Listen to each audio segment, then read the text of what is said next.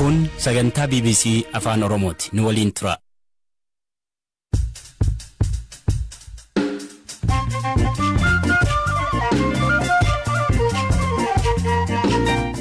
Akka moltaan dhaggeeffattoota keenyaa sagantaan keenya eegale kan har'aaf qixeessineen weellisaan beekamaa afaan Tigriffaa Daawit Naggaa kaleessa du'aan boqote hiriyaan isaa waa'ee isaa maal jedha? Daa'ima ganna sagalee osoo jiruu abbaa fi haadha isaa dhabe akkoo fi firatti siqeetu guddate hanqaaquu bilchaatee qoma isaa irratti baatee gurgureetuuf barsiise. Waldorgommii quraanaa idil addunyaa yeroo jalqabaaf Itoophiyaatti adeemsifame xumuramu. Namoota quraana miila soddomman sammuutti namoota qabatan jechuudha. Mooraayis godhanii kalamaffaa mootuu namoota quraana dubbisuu irratti sagalee bareedduu qaban. Odeessaalee gaggabaaboos qabnaa saganticha Firaa'ol Balaa isinii dhiyeessa.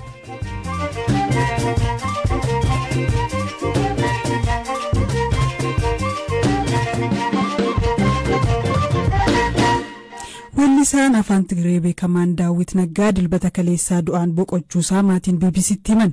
Daawit dhukkuba akka tasaa jimaata isa mudateen hospitaala Addis Hiwoot magaalaa Finfinnee ciisee wal'aanamaa osoo jiruu boqote. Weellisaan kun eenyu akkamiin du'ee Galaanaa Balaay gabaasa qaba.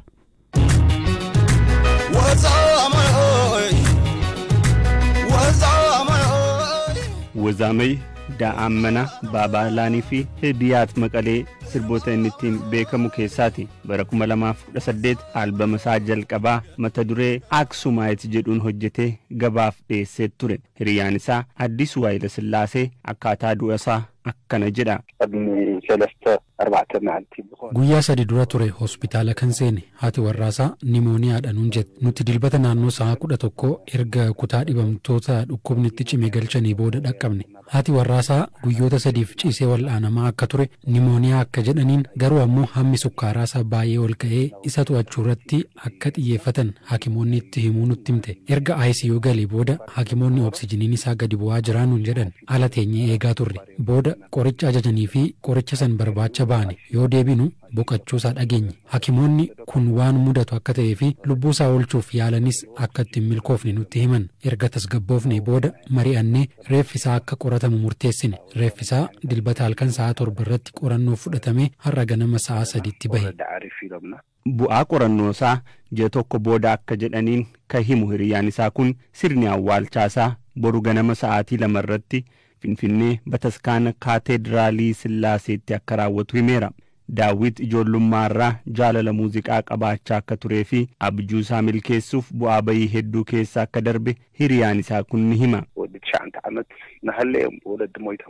Daa'ima ganna sagalee osoo jiruu abbaa fi haadha isaa dhabe akkoo fi firatti siqeetu guddate hanqaaquu bilchaate qoma isaa irratti baatee gurgureetuuf barsiise. Rakkoo hedduu keessa darbeetu as ga'e. Sarkas Tigraay weellisaa ta'ee qacaramuuf yaalee hin milkoofneef ture. Maarshibaandii seenee dibbee rukutaa ture. Yeroos Daawit nama abjuu guddaa qabu ture. Waliin yeroo bullu artistii guddaa akka ta'u nutti hima. Nuti ammoo itti kolfaa turre. Nama xiiqeffataa waan tureef sadarkaa kanarra gahuu danda'eera. Nama onnee qabuu fi nama tapha beeku ture. Namoonni hedduun isa hin hubanne.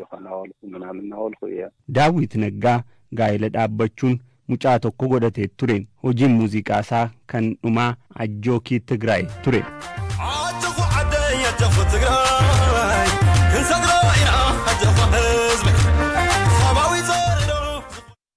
Dorgommiin quraanaa idil addunyaa yeroo jalqabaaf Itoophiyaatti adeemsifamaa ture har'a xumurame. Dorgomtoonni Ameerikaa, Kaanaadaa, Paakistaanii fi biyyoota Afrikaa biroo dabalatee biyyoota 40 irraa kan dhufan tahuu qindeessitoota dorgommicha keessaa tokko kan tahan Ustaaz Nuraddiin Qaasim BBC'tti himaniiru. Dorgommiin akkanaa sadarkaa Afrikaatti kan jalqabaatii jedhu Ustaaz Nuraddiin beekaatoomatu dubbise.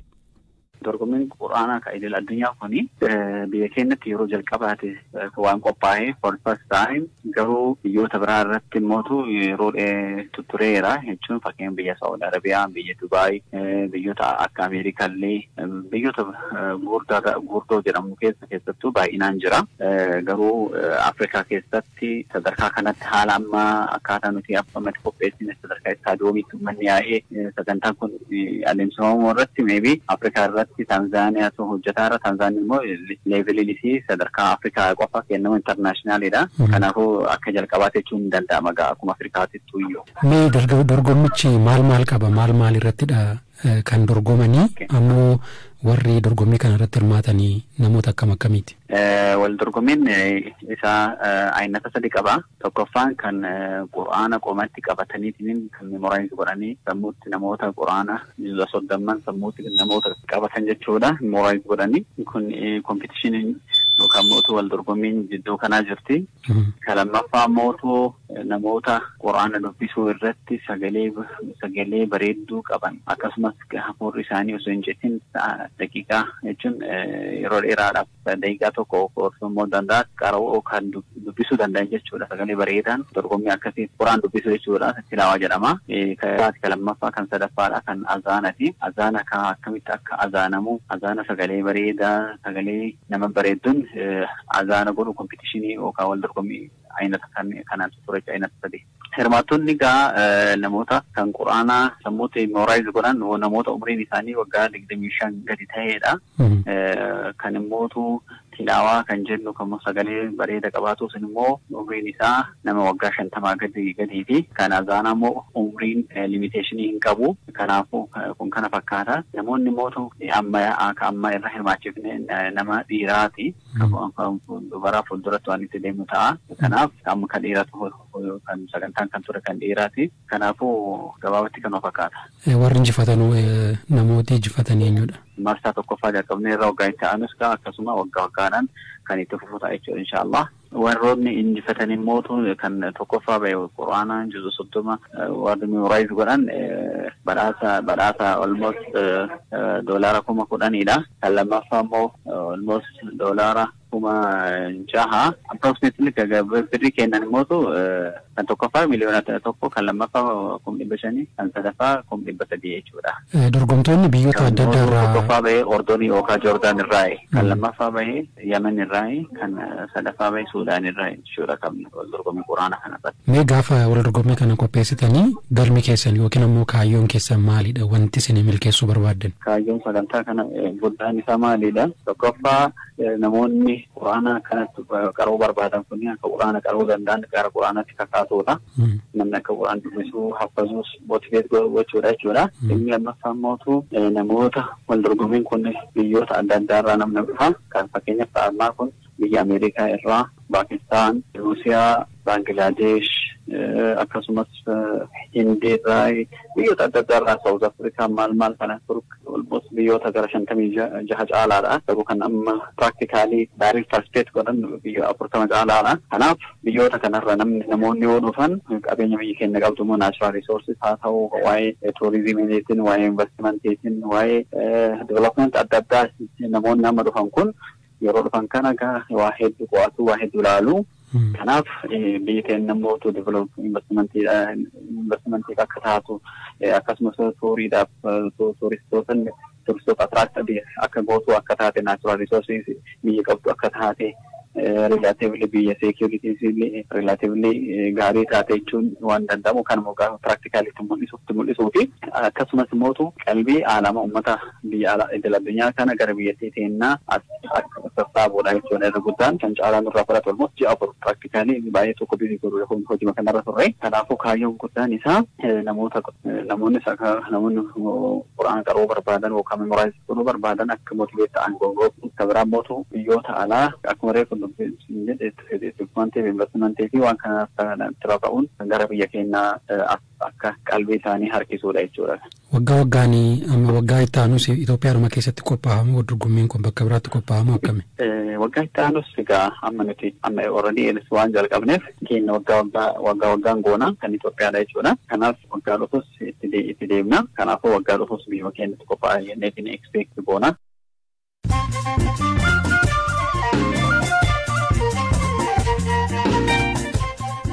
Odeessaalee gaggabaaboottan darba Somaaliyaatti gibira ulfaataa Al-Shabaab qonnaan bultoota irraa funaanuuf jecha qonnaan bultoonni lafa qonnaa fi mana isaanii gatanii baqachaa jiru.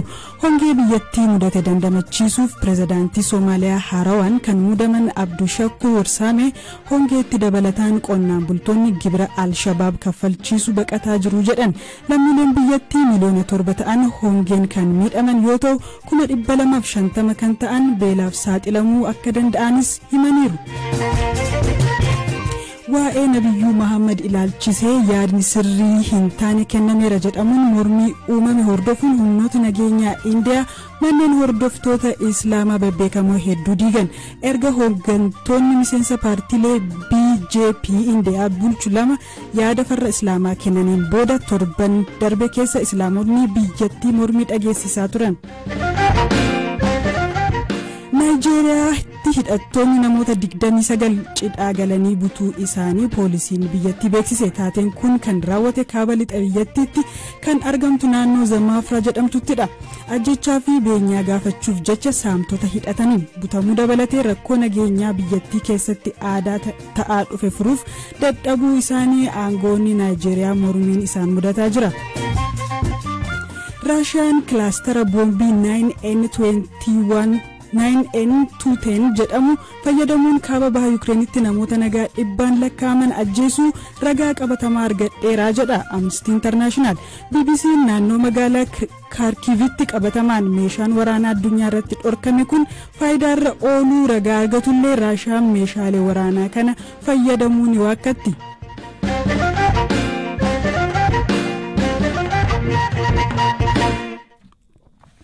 Odeessaa itti aanutti darbaa. Odeessi keenya itti aanu waa'ee dubartii lammii Ameerikaa Itoophiyaa keessatti kitaaba daa'immanii maxxansiisaa jirtuuti. Maqaan ishee Xajjii jedhama. Maatiin ishee Tajii yookiin Tajiiree jedhuun ishee waamu. Erga Itoophiyaa jiraachuu eegaltees garuu maqaan ishee Xajjii ta'eera. Isheenis kan hin jibbine. Ijoollee taatee baroota 1970 keessa maatiin ishee mana nyaataa Itoophiyaa akka ishee geessan himti. Erga guddattees Xajjiin akka bitamuufi himti. Amma erga Itoophiyaa dhuftee waggaa 3 ta'eera. Kitaaba ijoollee Saayirans jedhamu maxxansiisteetti. Waa'ee kitaabichaa akkasiin BBC'tti himte. Really came from a street dog that I adopted shortly after arriving in Ethiopia. Kitaaba kan akkam barreessuuf kan na kakaase saree ergan Itoophiyaa dhufee guddifachuu jalqabeedha. Sarittiin daandii irraa kan argamteedha. Ambulaansiin kara mana keenyaa yeroo darbu wajjin duutti ture. Ofiiyyuu akka ambulaansii taasisetti dhaga'amaa laata jedheen yaaduu jalqabe. Sababiin isaa intalli koo yeroo ijoollee turte wantoota lubbu dhabeeyyii ta'an wajjin isa ofiin wal fakkeessitu tokko na yaadachiise. Yaada kanatu kitaaba ijoollee kan akkam barreessu na godhe. Saree kana waldaa saree daandii irraa fuudhee guddisuu piroojeektii beeladotaa addis jedhamurraa fudhe. Sareen si bartii jedhanii na gaafatu ture. Saree kanaaf yaaduun isaanii natti tola. Waldicharraa mucaannaa bilbiltu waa'ee saroota daandii irraa fuudhanii kunuunsanii natti himti turte. Hariiroo namoonnii fi beeladoonni waliin qaban gaafa yaaduudha kitaabni kun kan jalqabame. Qooddattoonni kitaabichaa shamarree tokkoo fi saree hiriyyaa ishee taateedha. Saree ishee fi xuxillaawwan biroo rakkoo daandii irratti isaan mudatu seenessa kitaabichi.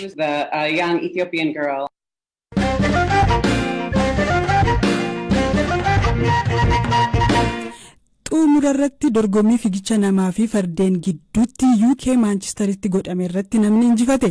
Atileet Riikii Laayiftuu fiigicha bosonaa keessaa injifatu isaatiin erga dorgommiin kun bara 1980tti eegalee nama injifate isa sadaffaa ta'eera. Firaafolii dhugaasaa dabaltee isinitti himti. Sababa fardootii fi namoonni kallattii garaagaraarra fiiganiif atileet Riikii Laayiftuu yeroo fiigicha isaa xumuru injifachuu isaa hin beekne ture. Boodarra yeroo gaggaafatu dorgommii atileetota 1,000 fi fardeen 50 hirmaachise kana sa'aatii 2 daqiiqaa 22 fi sekondii 23 xumuree injifachuu isaa bare. Dorgommii fageenya kiiloomeetira 36 dheeratu kana irratti farda isa jalqabaa daqiiqaa 2 dursee waan injifateef paawundii 3,500 badhaafameera. Atileetiin umurii ganna 37 kun injifannoon kan namatti toludha jedheera. Dorgommicha injifachuu fi farda mo'achuun baay'ee gaariidhaas jedheera. Hojjetaa ittisa balaa ibiddaa kan ta'e Riikiin ofitti amaneen ture jechuun farda waliin dorgommii gaariin gaggeessa jedhee yaadeen ture jechuun dubbateera. Jireenya koo keessatti takkaayyuu farda gulufee hin beeku kan jedhu Riikiin yeroo tokko garuu harree koree beekaa jechuun dubbateera. Dhaggeeffattoota keenya sagantaan keenya har'aa kanumaan goolabne saganticha beekaa atoomaatti qopheessee aan Firaa'ol Balaa dhiyeessaan ture boor hanga walitti dachaanutti gaariitti bula.